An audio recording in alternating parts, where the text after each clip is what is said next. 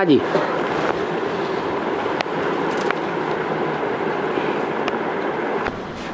बाबा,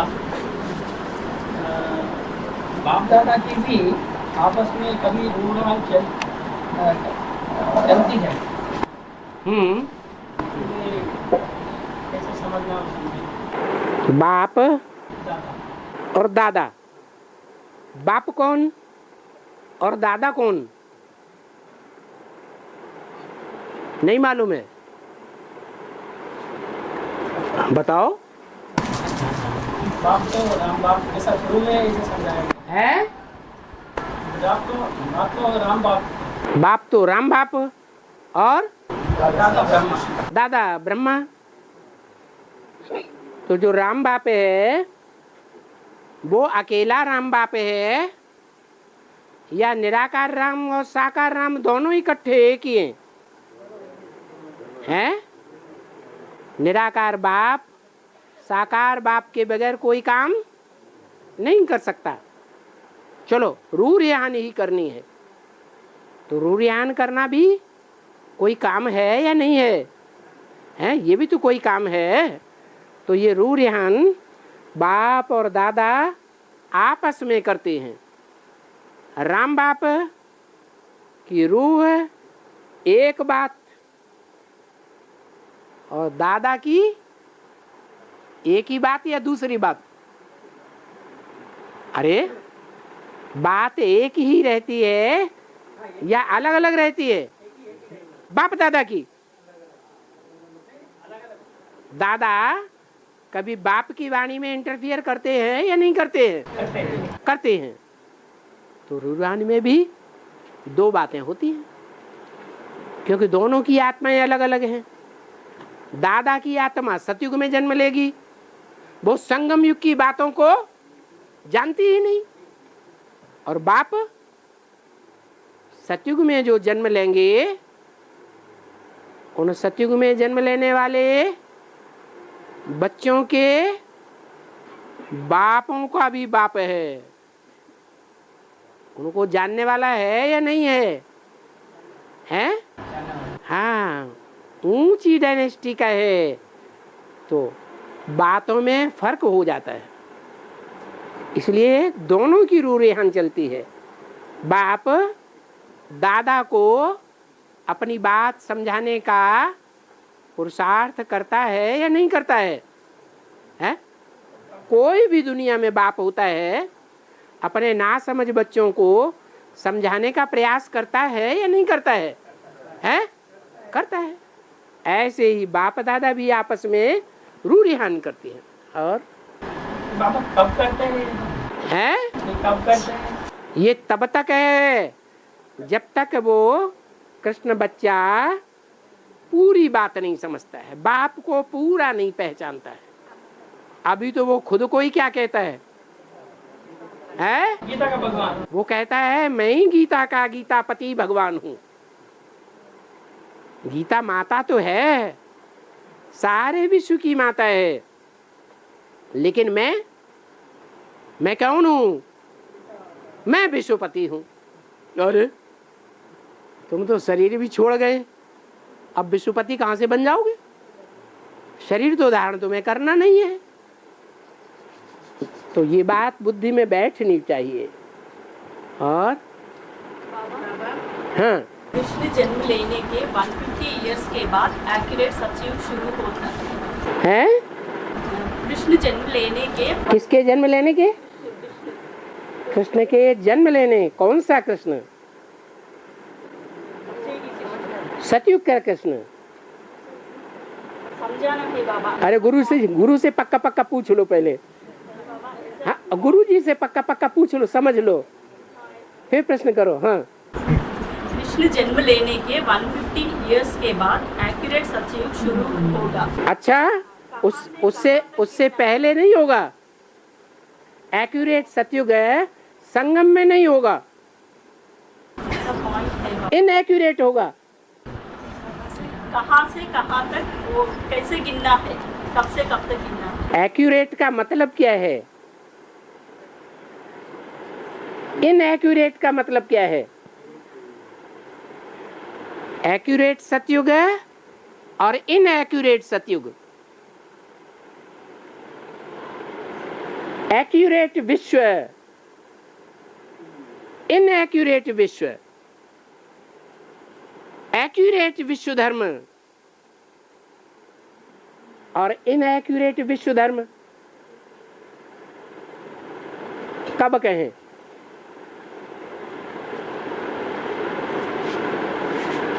ये एक्यूरेट शब्द किस बात की तरफ इशारा करता है?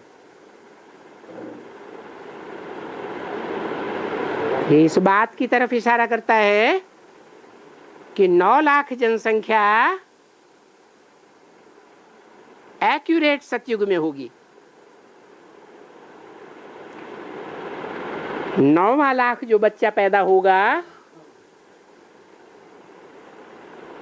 वो सतयुग के 16 कला संपूर्ण जन्म को संपन्न कर देगा या नहीं कर देगा? कर देगा। तो जनसंख्या के आधार पर बाबा ने बताया एक्यूरेट सतयुग कब होगा? जब कृष्ण के जन्म के बाद 150 वर्ष की आयु पूरी होगी तो 9वीं लाख जो आत्मा है परमधाम में से वो नीचे उतर आएगी। राधा कृष्ण जैसे 4.5 लाख बच्चे सतयुग में नीचे आ जाएंगे।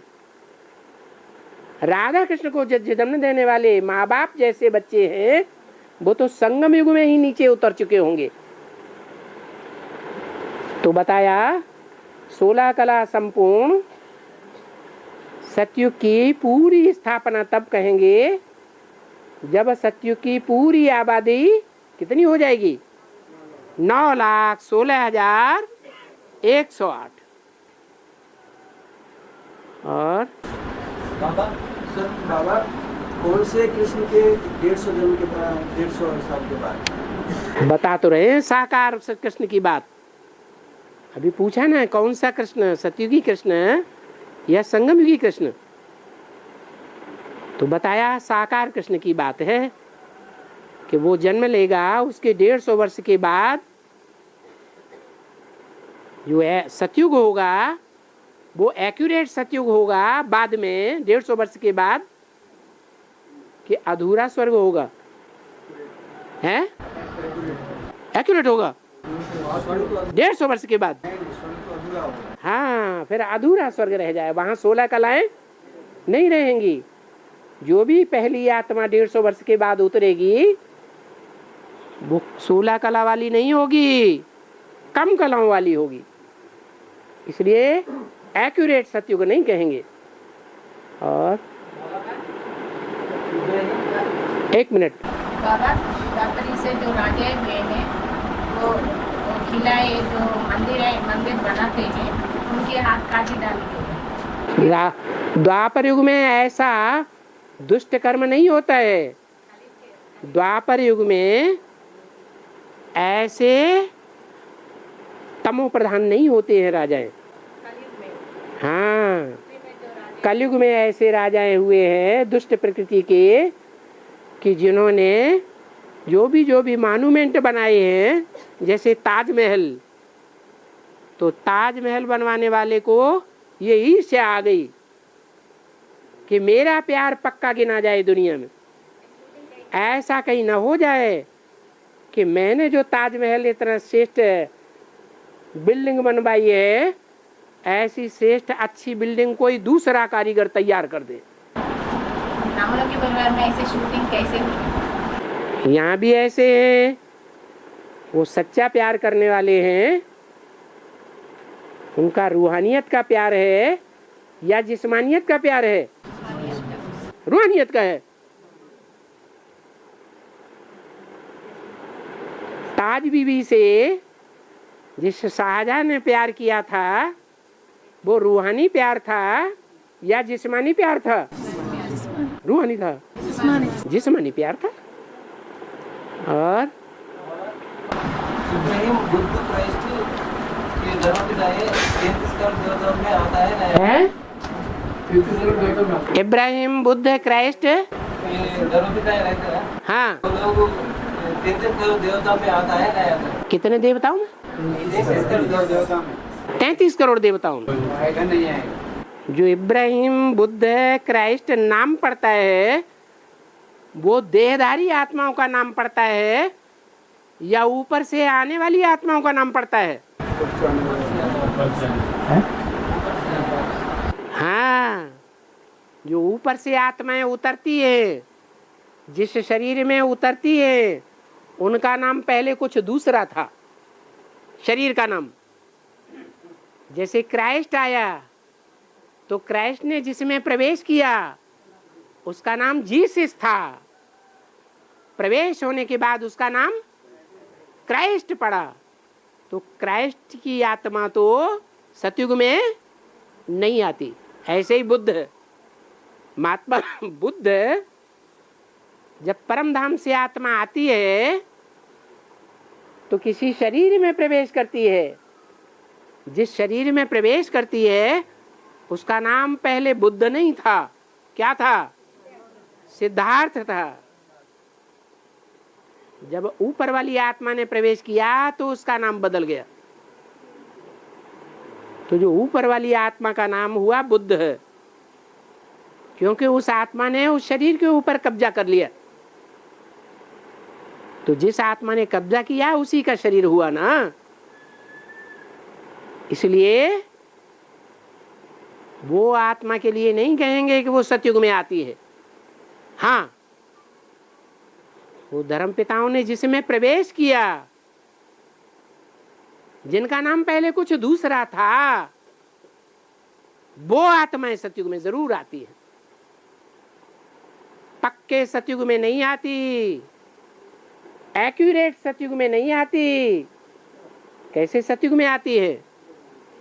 कम कला वाले सतयुग में आती है या 16 कला संपूर्ण में आती है? कम कला वाले सतयुग में आती है।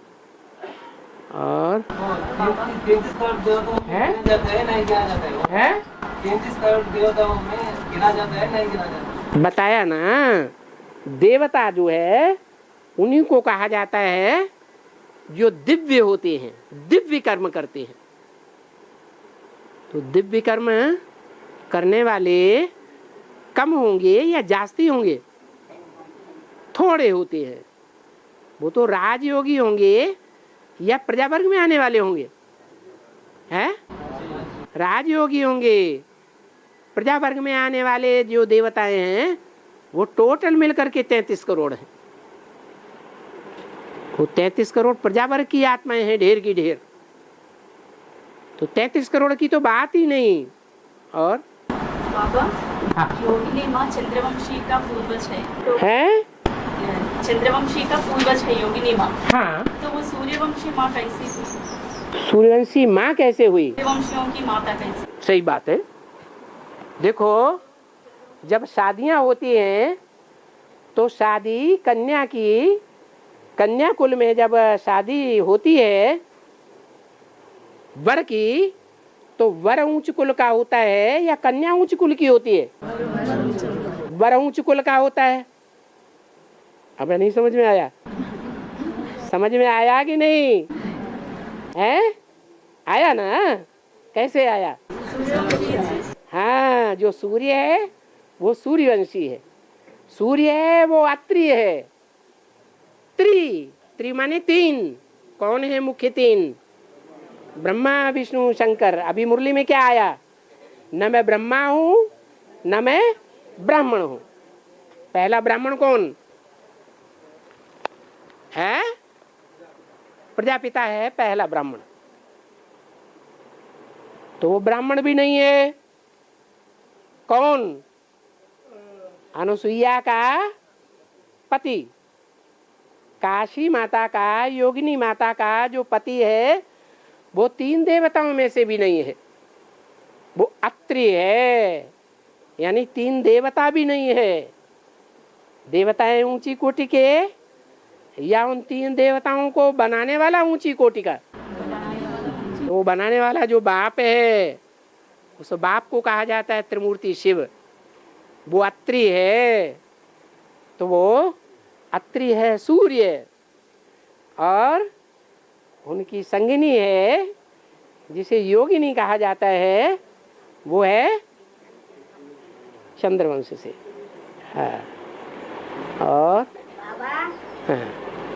हाँ हाँ हाँ, हाँ।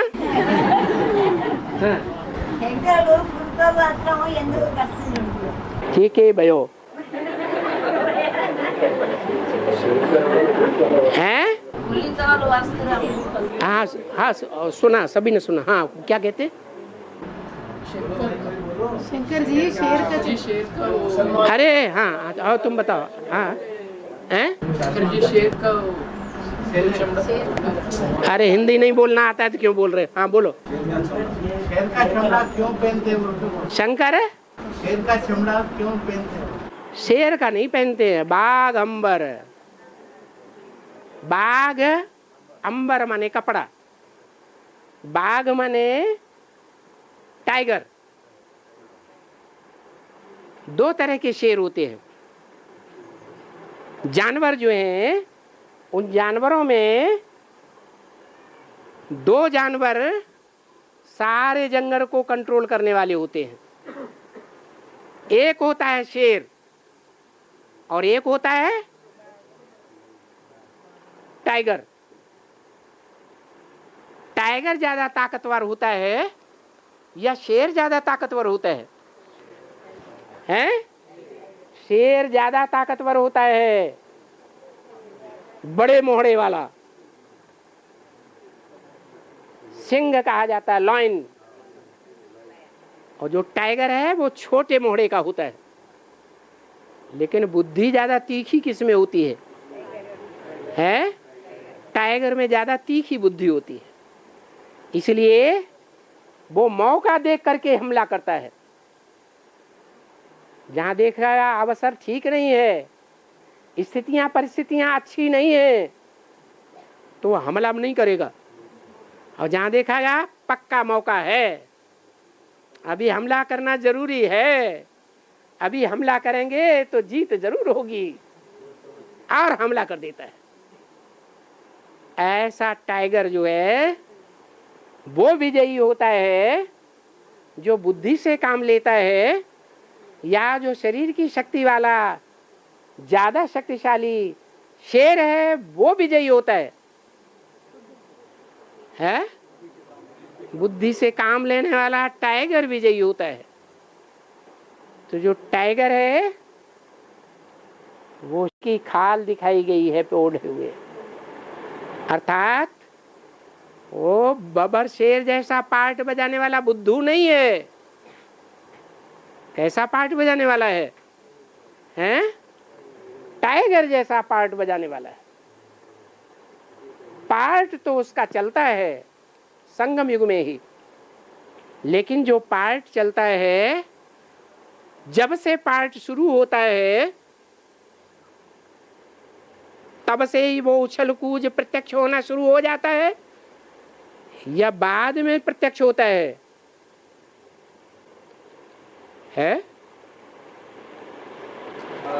बाद में प्रत्यक्ष होता है। जो संसार रूपी जंगल में और जानवर हैं, जानवरियत को बढ़ाने वाले, उन जानवरियतियों के कर्मों को तरजीह नहीं देता, उन जानवरों को दबोच लेता है। वो बाद में दबोचता है या पहले ही दबोचना शुरू कर देता है? अरे शंकर का पार्ट कब से है? कौन से संघ से शंकर का पार्ट प्रत्यक्ष होता है? 76 से। तो 76 में ही प्रत्यक्ष हो जाता है या बाद में प्रत्यक्ष होता है? हैं? बाद में प्रत्यक्ष होता है। तो जब प्रत्यक्ष होता है तब पूरा मौका देख लेता है कि अब मैदान में आने का टाइम है, तब तक गुप्त होकर के पार्ट बजाता है। इसलिए वो टाइगर की खाल शंकर को दिखाई गई है। वो कैसा पार्टधारी है? टाइगर जैसा पार्टधारी है या ब्रह्मा की तरह पार्टधारी है? टाइगर की तरह पार्टधारी है। और బాబా ఒక్క వజ్రం నేను పలితే 90 నేను చెప్పిన నాకు ఒక్కడా तेलुगु में समझाए तो अच्छा रहता करते अच्छा अच्छा हिंदी लो चप्पू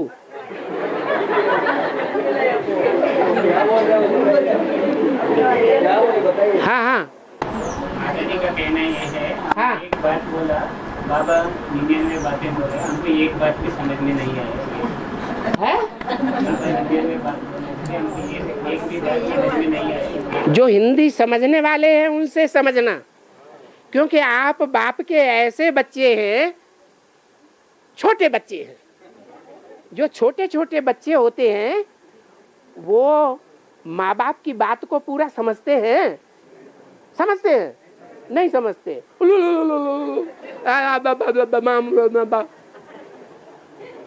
तो आप जब बड़े बच्चे हो जाएंगे ना तो बाप से डायरेक्ट समझेंगे।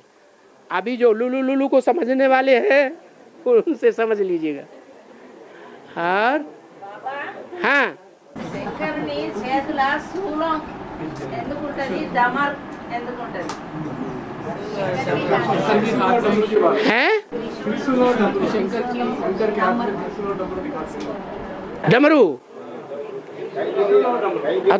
और त्रिशूल दिखाते हैं, वो क्यों दिखाते हैं?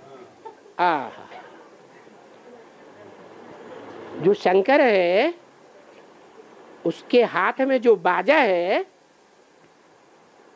वो बाजा एक तरफ से बजता है या दोनों तरफ बजता है?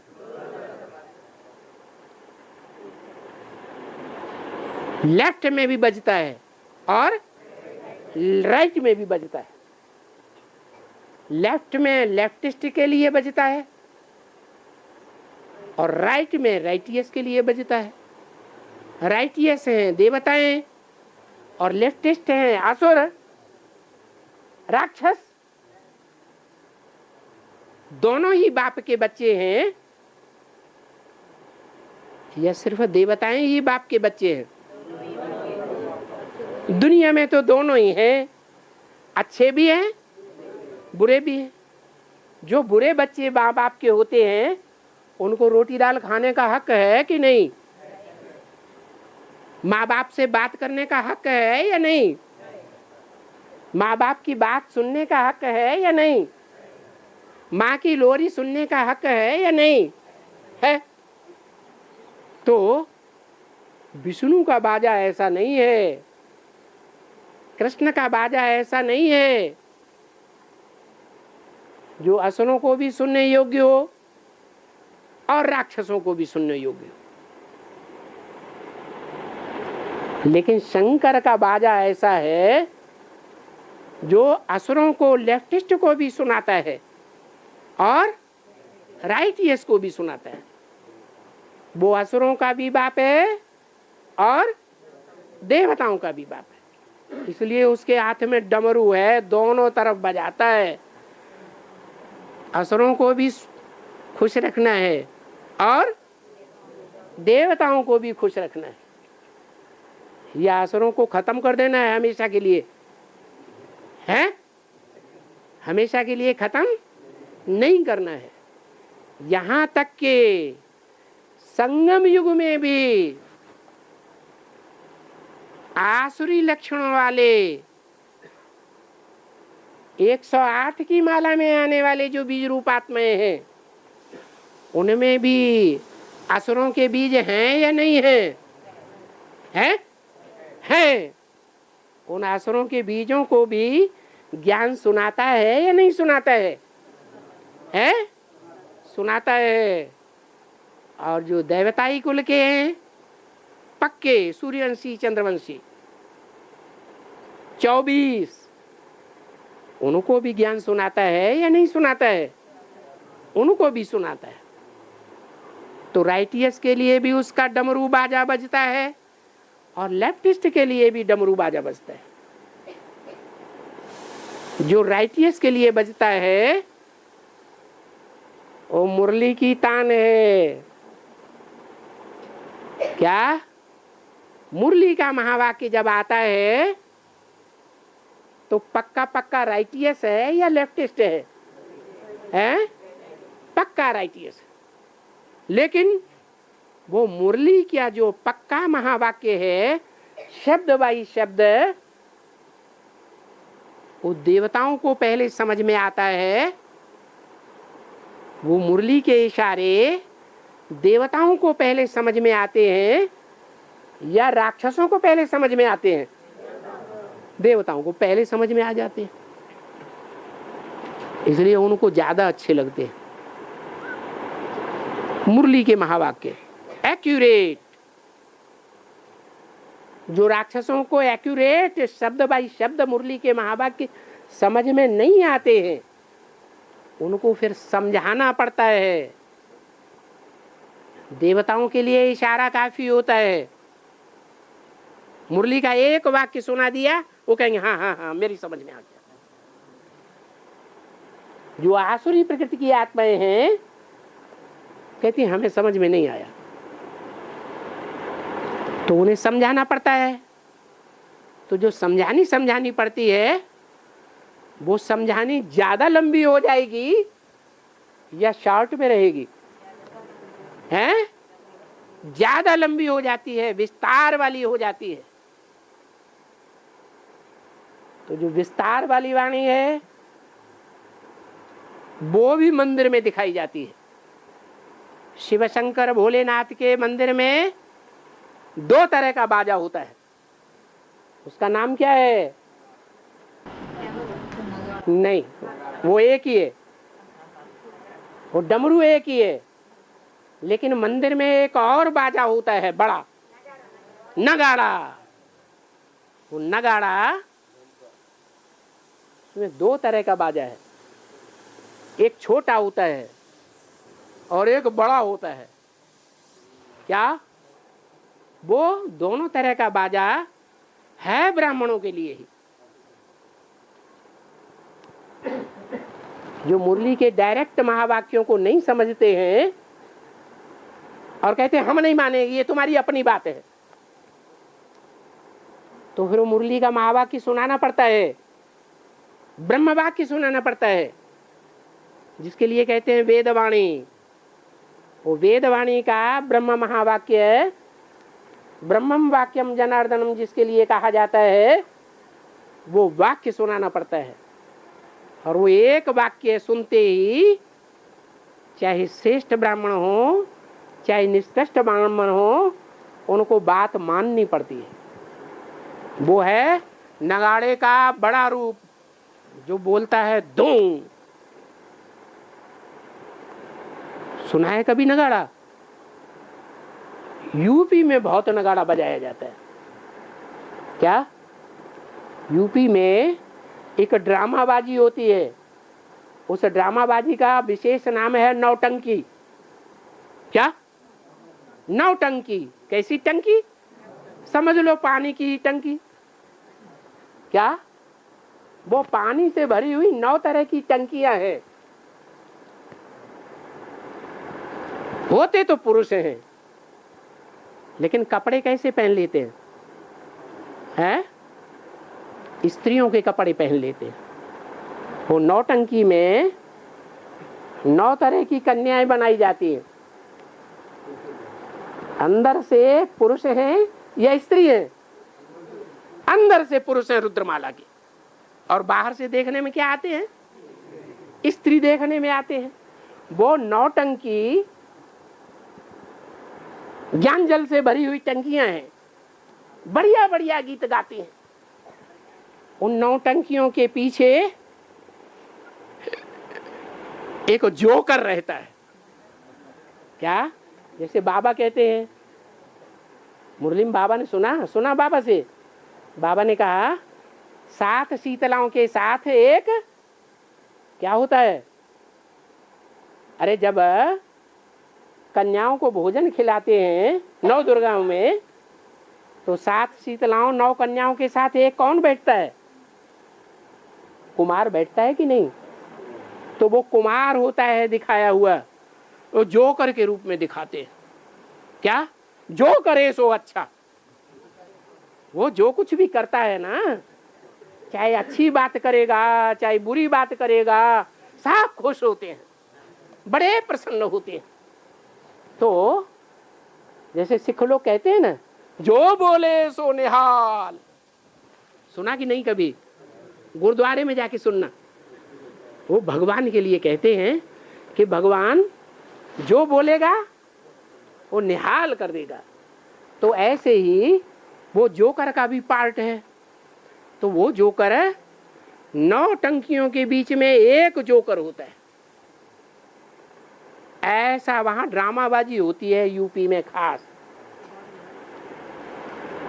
वो बात कहाँ की है? संगम युग की बातें हैं। किस बात पर मिसाल दिया गया है? नहीं नहीं, नगाड़े के ऊपर मिसाल दिया गया। वहां ऐसे तो सारंगी, ये तुम्हारा ढोलक, मजीरा, ये जल तरंग सब बजते हैं, लेकिन उसमें एक आवाज बहुत तीखी सुनाई पड़ती है, नगाड़े की। तो नगाड़े में जो छोटा नगाड़ा होता है वो करता है कड़बड़े कड़बड़े कड़बड़े कड़बड़े कड़बड़े दो। क्या बीच में जो किड़बिड़िया किड़किड़ आती है ना, बड़ी तीखी आवाज में बोलती है। इतनी तीखी आवाज होती है कि बहुतों के कानों में कर्कश लगती है। फिर बीच में एक होता है धूं। तो धूं है बाबा की मुरली जो ब्रह्मा के मुख से निकली। और बाकी सब क्या है? क्या है? किड़बिड़िया। वो किसके लिए है? समझुओं के लिए है या ना समझुओं के लिए है? हैं? जो बेसमझ हैं, नहीं समझते हैं, बाबा की मुरली को एक बार कहने से या इशारे से, उनके लिए वो किड़बिड़िया है, लंबा लंबा सुनाती है। तो वो नगाड़ा बजाया जाता है शिव के मंदिरों में। लेकिन शिव के हाथ में कौन सा डमरू रहता है जो दोनों तरफ बजता है? और याद होते हुए बाबा है, याद नहीं ठहरती, कहते मुरली याद नहीं रहती। वही तो आज वाणी में बताया कि बुद्धि अगर विकारों में फंस जाती है, बाल बच्चों के मोह में फंस जाती है, पति विकार में डालता है तो विकार में गिर जाती है, तो ऐसों की बुद्धि में ज्ञान ठहरता है? नहीं ठहरता। जब ज्ञान ही नहीं ठहरता तो मानो बाप की पहचान ही नहीं ठहरती, और बाप की पहचान नहीं ठहरती तो बुद्धि में याद भी नहीं ठहरती। यही कारण है। और हाँ, 500-700 करोड़ आत्मा में एक आत्मा भी कम है तो विष्णु का मालिक का टाइटल नहीं मिल सकती। अब फिर उस समय कोई छोटा 1 साल का या 6 महीने का बच्चा हो तो कैसा मालूम पड़ेगा बाबा भगवान बाप आया हुआ है? कमाल है। लास्ट में 6 महीने का बच्चा कोई होगा, और आज की दुनिया में 3 और 2.5 साल के बच्चे कंप्यूटर पर बैठ करके सारी दुनिया चला रहे हैं। ऐसा अखबार में आता है कि नहीं आता है? तो और आगे चल के लास्ट में 6 महीने का बच्चा कमाल करके नहीं दिखाएगा? बोलो, है? कमाल करके दिखा सकता है। और बाबा मुरली में बोला कि 2015 में पढ़ाई पूरी हो जाएगी, तो कौन सी पढ़ाई पूरी होगी? 2015 रूहानी पढ़ाई पूरी होगी कि जिस्मानी पढ़ाई पूरी होगी? हैं? रूहानी पढ़ाई। तो पूछते क्यों है? हाँ, और सचिकिता में एक पॉइंट है, जब तक बाबा से तुम्हारा क्या संबंध है, जब तक एक्यूरेट नहीं बतावेंगे तब तुम्हारा ब्राह्मण जन्म अधूरा है। हाँ, क्या नहीं बतावेंगे?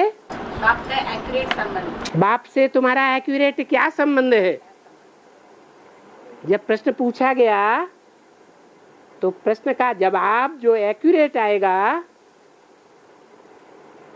वो जवाब आत्मा एक्यूरेट जवाब देगी या देह अभिमानी एक्यूरेट जवाब देगा?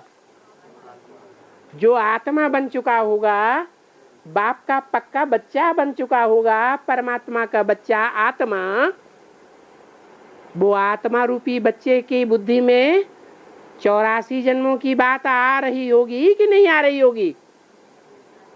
आत्मा पार्टधारी है या नहीं है? तो वो पार्टधारी जिसकी बुद्धि में 84 जन्मों का पार्ट आ चुका हो और उन 84 जन्मों में पहले जन्म का पार्ट पक्का बैठ चुका हो, बैठा होगा या नहीं बैठा होगा? हैं? बैठा होगा। तो ऐसी आत्मा जिसकी बुद्धि में 84 जन्मों का सामान्य पार्ट भी बैठ गया हो और 84 जन्मों में से जो श्रेष्ठ से श्रेष्ठ जन्म है, पहला जन्म, वो पार्ट भी बैठ गया हो पक्का पक्का, तो वो बच्चा बाप से अपना संबंध बता पाएगा या नहीं बता पाएगा? हैं? क्या बताएगा? क्या संबंध बताएगा? मुख्य संबंध क्या बताएगा?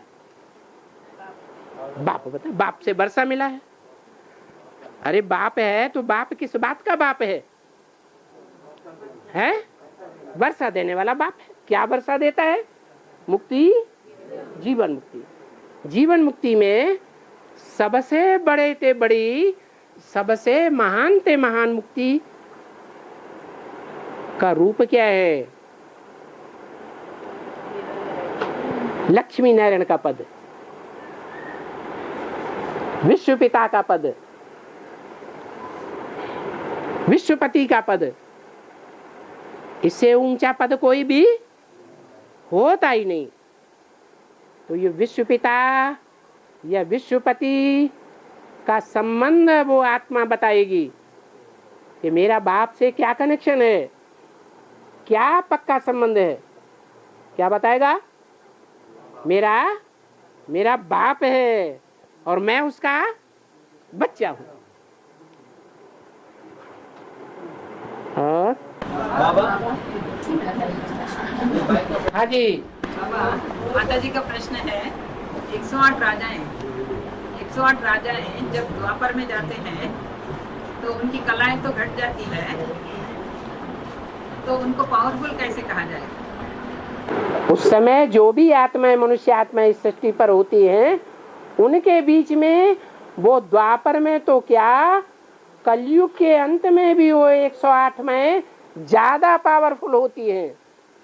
चाहे वो परम धाम से उतरी हुई द्वापर कलयुग की आत्माएं ही क्यों न हो, इब्राहिम, बुद्ध, क्राइस्ट ही क्यों न हो, उनसे भी जास्ती पावरफुल आत्माएं होती हैं।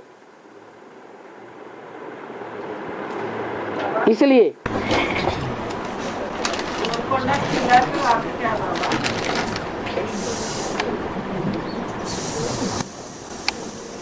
गोलकोंडा किला है ना बाबा, गोलकोंडा किला हैदराबाद किला। अरे गोलकोंडा किला के बारे में बताओ तो पहले। हाँ किला है, मान लिया किला है, कोई होगा, उसके बारे में खास बात क्या है? पहले पूरी कथा कहानी तो बताओ, सार में तो बताओ। ఆదిలో జన్మం తీసుకుంటారు కదా బాబా, 108 మంది పవర్ఫుల్ గా ఉంటారు. ద్రౌపదికి వచ్చాక మళ్ళీ రాజులు అవుతారు కదా పవర్ఫుల్ గా, కళలు తక్కువ అవుతారు కదా, అట్లా పవర్ఫుల్ ఎలాగయ్యారో అని అడిగితే అమ్మాయిని అడిగారు. प्रश्न का जवाब दे रहे हैं? प्रश्न तो है, लेकिन प्रश्न के पीछे उसका क्लैरिफिकेशन चाहिए।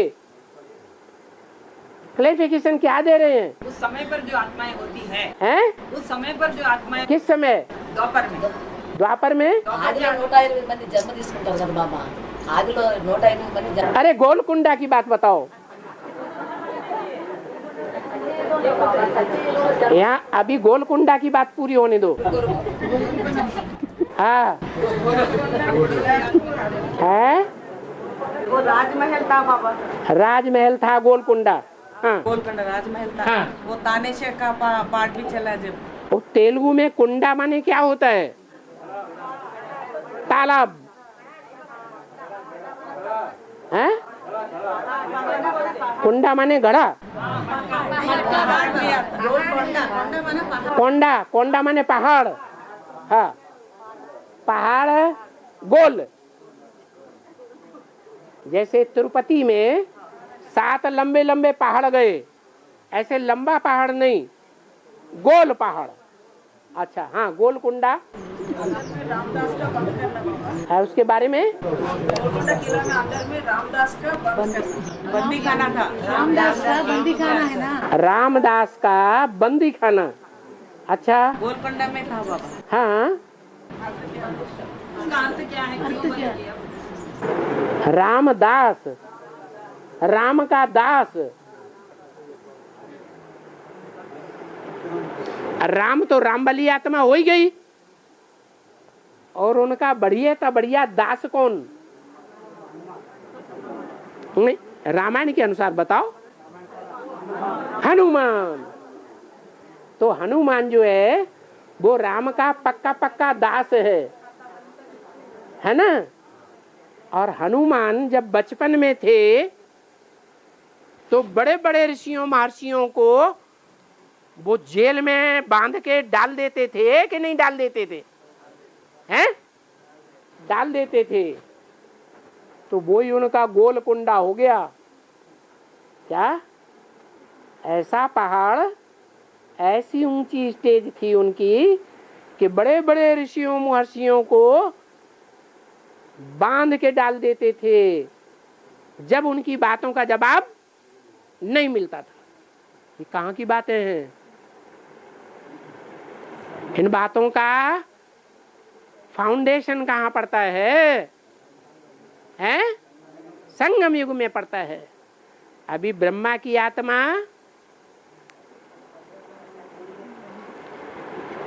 शिव 108 में प्रवेश करता है, या ब्रह्मा की आत्मा बच्चों में प्रवेश करती है? शिव सर्वव्यापी है, एक व्यापी है, या ब्रह्मा की आत्मा बच्चों में प्रवेश करती है? हैं? ब्रह्मा की आत्मा बच्चों में प्रवेश, बाप दादा प्रवेश करते। रामकृष्ण की आत्माएं प्रवेश कर सकती हैं, लेकिन शिव तो एक व्यापी है। उनमें भी जो राम का दास कहा जाता है, माना ब्रह्मा वाली आत्मा जो हनुमान का पार्टधारी है, वो इतनी पावरफुल आत्मा है कि 108 जो रुद्रमाला के बच्चे हैं उनमें जो सप्त ऋषियों के बीज का पार्ट बजाने वाले हैं वो भी उनकी बातों का जवाब नहीं दे पाते हैं। जब जवाब नहीं दे पाते हैं तो वो उनको बांध बूंद के जेल में डाल देते। हाँ, उसकी यादगार में वो गोल कुंडा बना हुआ है। और हाँ, भक्त कन्नप्पा ज्ञानी है क्या? ज्ञानी है क्या? भक्त कन्नप्पा। हाँ हाँ, कन्नप्पा। ओहो, कन्नप्पा की आंख फूटी थी कि नहीं फूटी थी? हैं? जब आंख फूटी है तो अज्ञानी है। भगवान मिल गया तो आंख आ गई या फूटी रह गई? हैं? आ गई तो सोजरा हो गया, ज्ञानी हो गया। और हाँ, 5000 साल वर्ष के ड्रामा में ब्रह्मा बाबा का आयु थोड़ा कम हुई है ना बाबा? है? ब्रह्मा बाबा की आयु हाँ कम हुई है ना? हाँ हाँ, कितनी वर्ष कम हुई है? और कब 50 साल तो बताई मुरली में। कब से कब तक? 69 में तो शरीर छोड़ा था। शरीर रहते रहते आयु गिनी जाती है कि शरीर छोड़ने के बाद आयु गिनी जाती है? अरे, आयु कब गिनी जाती है? तो कब तक उनकी आयु थी? 69 के बाद उनकी आयु खत्म हो गई। तो जो 69 के बाद आयु खत्म हुई तो उसमें 50 साल और जोड़ दो। कौन सा वर्ष आया? अरे हैं? 2000 अरे 19-20 हाँ 2018 आया तो वही टाइम हुआ। ब्रह्मा वाली आत्मा को कोई भी ब्रह्मा कुमार ये नहीं मानता कि वो साकार में पार्ट बजाए रहे, लेकिन अभी साकार में पार्ट बजाए रहे हैं या नहीं है? नहीं बजाए रहे, बजाए रहे, लेकिन ब्रह्मा कुमार नहीं मानते तो सारी दुनिया में भी कोई नहीं मानता कि कृष्ण की आत्मा अभी साकार में पार्ट बजाए रही। जब दोनों आत्माएं संपन्न बनेंगी, बाप भी और बच्चा भी, बाप अकेला जाने वाला है संपन्न होकर के या बच्चे के साथ जाएगा? बच्चे के साथ। तो माँ बाप, वो बाप और बेटा जब दोनों संपन्न बनते हैं, उनका टाइम क्या बताया मुरली में है? तुम बच्चों को तमो प्रधान से सतो प्रधान बनने में 40 से 50 वर्ष लगते हैं। तो 40-50 वर्ष पूरे होते हैं 18 और 28 में। ये 2 वर्ष हैं, 10 वर्ष का अंतर है। उन 10 वर्षों में बाप और बच्चा दोनों ही लक्ष्मी नारायण स्वरूप बन जाएंगे, तो साकार हो जाएंगे या गुप्त रहेंगे? साकार में प्रत्यक्ष हो जाएंगे संसार के सामने। और हाँ एक मिनट है, शरीर काटना चाहे कब बन जाएगा? परमात्मा जाके आने के बाद, नहीं तो पहले बन जाएगा। ये बाई का प्रश्न है। कमाल है।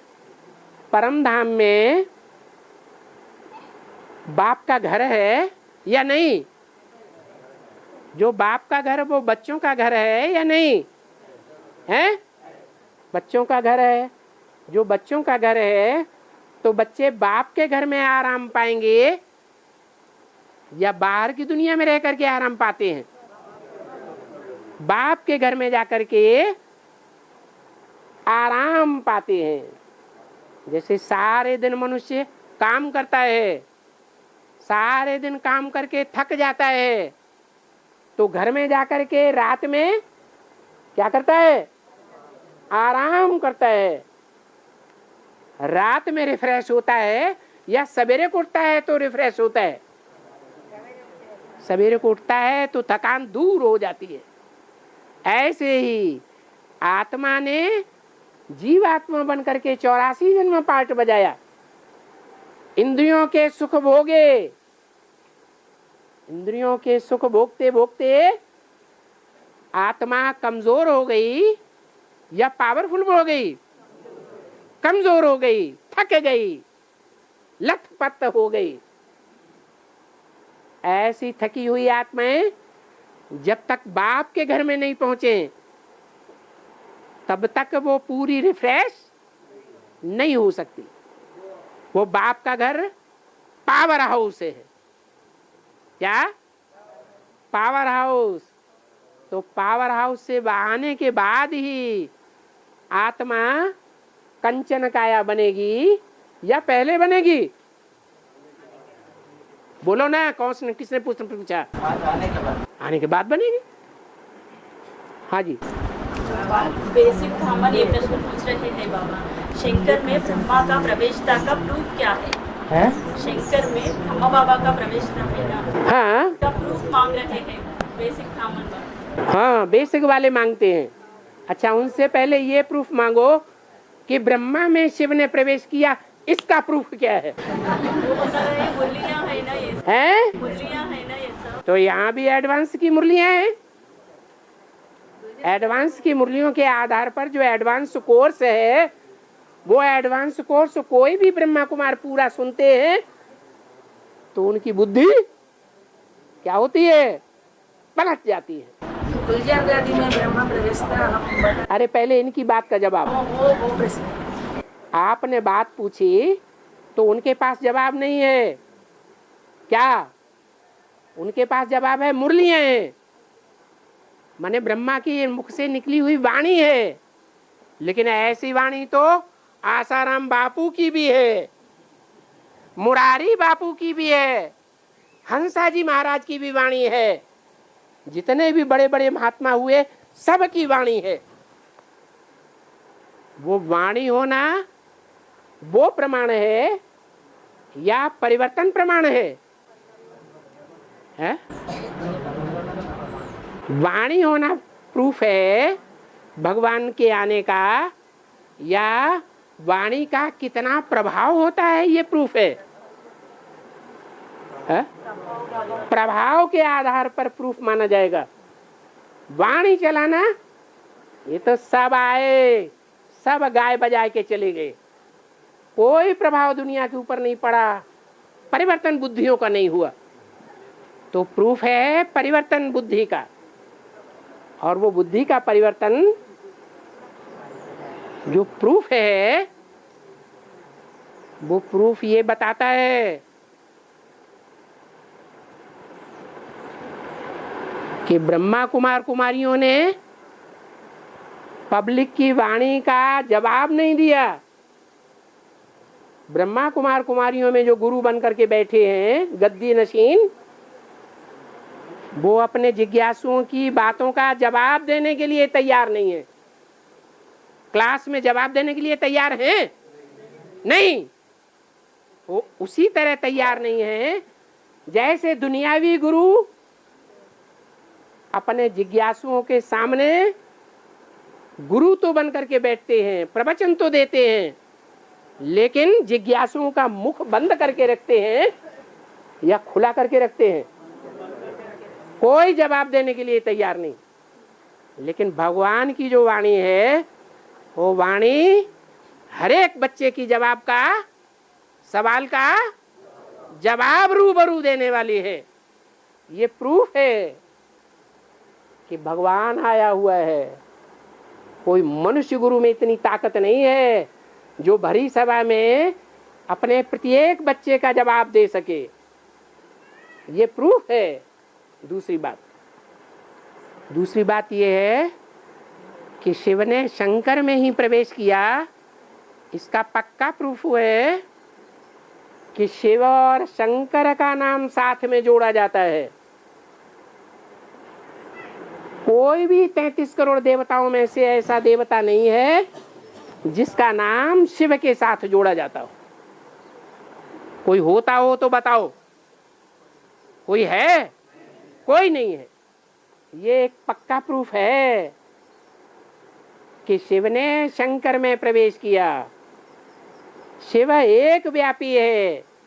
ब्रह्मा कुमार कुमारी इस बात का जवाब नहीं देते हैं, भले चिल्लाते हैं भगवान सर्वव्यापी नहीं, भगवान सर्वव्यापी नहीं।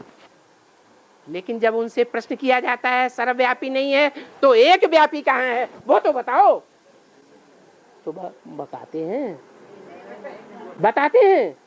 नहीं बताते।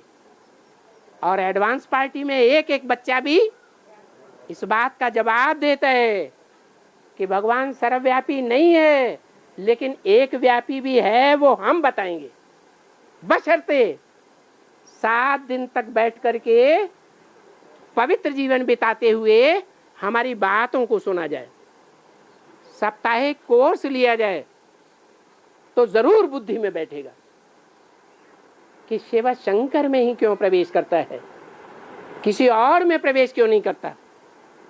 जैसे और धर्म पिताएं हैं, ऊंचे ऊंचे धर्म पिताएं हैं, या सब एक जैसे हैं? अरे वो धर्म पिताएं एक से एक ऊंचे और एक के बाद एक नीचे हैं, या बराबर बराबर हैं? एक से एक ऊंचे हैं। तो ऊंचा धर्म पिता है, ऊंचा धर्म पिता ऊंचे में ही प्रवेश करेगा या नीचे में प्रवेश करेगा? तो वो ऊंचे ऊंचे धर्म पिताएं ऊंचते ऊंचे नारायणों में ही प्रवेश करते हैं, और वे ऊंचते ऊंचे नारायण सप्तऋषि हैं। 7 पवित्र आत्माएं हैं। जो 7 नारायण सतयुग में बनते हैं वो 7 नारायण नंबरवार नारायण हैं, नंबरवार कम कलाओं वाले हैं। उन नंबरवार कम कलाओं वाली नारायणों में द्वापर युग से वो धर्म पिताएं नंबरवार प्रवेश करते हैं। तो बताओ, वो धर्म पिताएं ऊंचे थे, ऊंचे बाप, या उनसे भी ऊंचा कोई और बाप है? अरे वो धर्म पिताएं ही ऊंचे थे, ऊंचे बाप हैं, या उनका भी कोई बाप है? वो कौन है? और वो मानते भी हैं कि हमारा भी कोई बाप है। किसको बताते हैं? है शिव बाप। जो शिव बाप ऐसे बाप में आता है जिस बाप को